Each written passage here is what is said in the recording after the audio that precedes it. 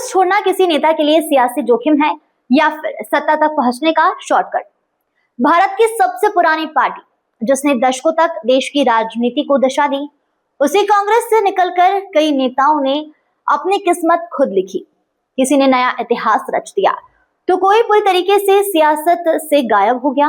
ममता बनर्जी से लेकर शरद पवार तक और जगन रेड्डी से लेकर अमरिंदर सिंह तक, क्या है इन बगावतों की पूरी कहानी? और सबसे बड़ा सवाल, क्या कांग्रेस छोड़ना ही जीत की कुंजी बन चुका है?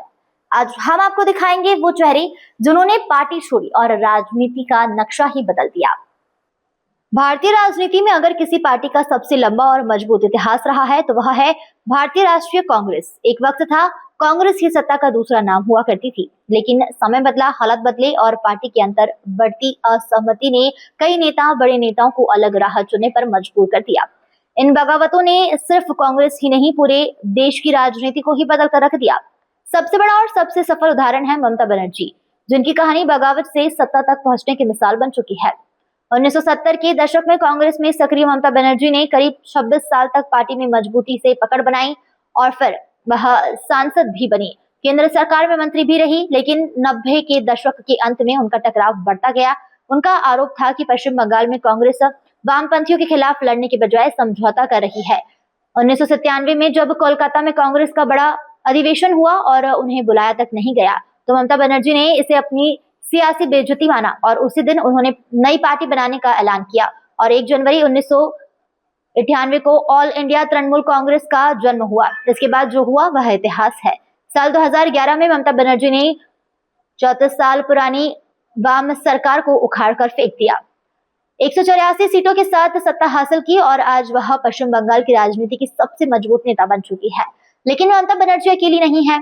महाराष्ट्र में शरद पवार ने भी कांग्रेस से अलग होकर अपनी पहचान बनाई।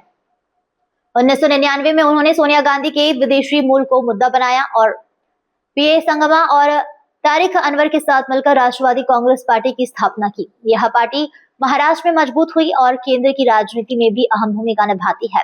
आंध्र प्रदेश में वाईएस जगन मोहन रेड्डी की कहानी भी कुछ दिलचस्प है। उनके पिता वाईएस राजशेखर रेड्डी के निधन के बाद कांग्रेस ने उन्हें मुख्यमंत्री नहीं बनाया। यहीं से टकराव शुरू हुई। 2011 में उन्होंने वाईएसआर कांग्रेस पार्टी बनाई। कुछ ही सालों में उन्होंने सत्ता हासिल की और आंध्र प्रदेश के मुख्यमंत्री बन गए। लेकिन हर कहानी सफलता की नहीं होती।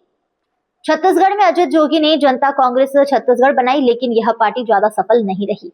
पंजाब में कैप्टन अमरिंदर सिंह ने भी कांग्रेस छोड़कर पंजाब लोक कांग्रेस बनाया, लेकिन 2022 के चुनाव में पार्टी को एक भी सीट नहीं मिली।